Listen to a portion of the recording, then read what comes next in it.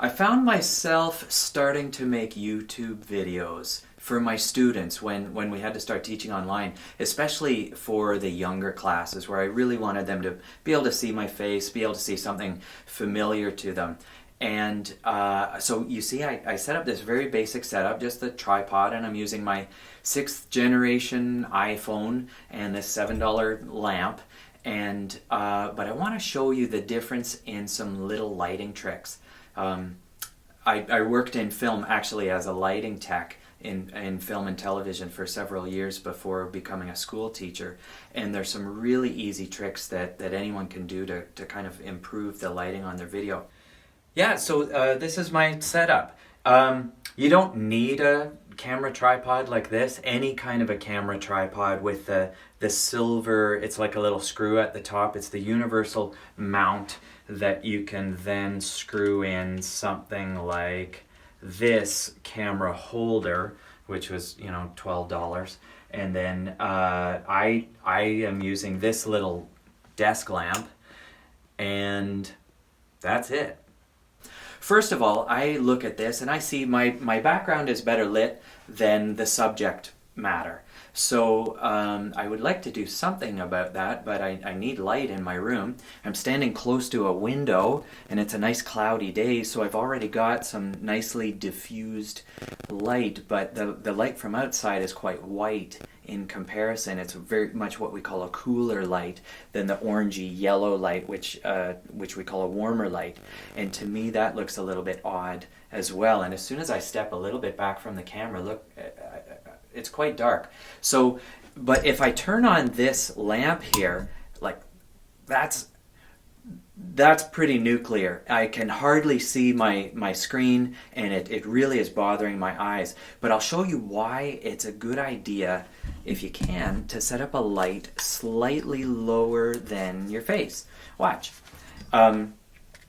If I bring this desk lamp, if I bring it up to here and light from above, what we notice automatically is it's accentuating the bags under my eyes, the wrinkles in my forehead, and maybe you don't have any worries in that category, but I would like to minimize these. But if I bring the light too low, I end up with this. Might be kind of cool to use, but it's sort of like a ghost story scenario. But you could, depending on what age group you're teaching to, and what your unit is that you're working on. But I'm not going for ghost stories right now. So I will set this light up just a little bit lower than my face, but still, like that's pretty harsh. So what I did is I took a piece of parchment paper. Okay, parchment paper, we cook with it all the time. It's heat resistant. I can put it right over this lamp and we can get this diffusion. Now, I should let you know that the bulb that I'm using here is an LED bulb, and they really don't get hot.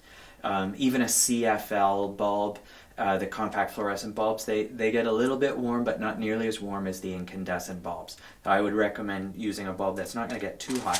If I just put one layer of the paper over the lamp, you can see it makes a bit of a difference. There's without it, there's with it, so I'm in the right direction, but that to me is not enough. So I'm going to fold this paper over, and now I've got 2 layers. That's getting better already. That is definitely getting better. But to me, I might as well try all 4 layers. And there it is. I think that's good.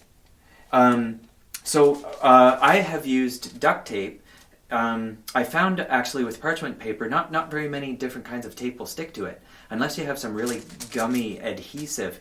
Like I found painter's tape wouldn't stick to it, electrician's tape wouldn't stick to the masking tape that I have wouldn't.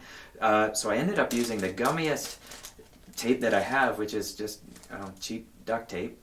And I do know that this will leave some glue on the lamp. So if you have a nice lamp, maybe you want to find a different way, like an elastic or a clothes peg or something like that. We always used clothes pegs in film and television. That's pretty normal. But I'll just gently set this on here. And now I'm, to me, very naturally lit. If I turn that off, you can see what a difference it makes. And since I know that I will be doing this 4 or 5 times a week for a long time, I thought I would get myself set up with a little mini studio. Okay, folks, I hope that that's helpful for you in some way, and please do take care, and I can't wait till we can all see each other again. Take care.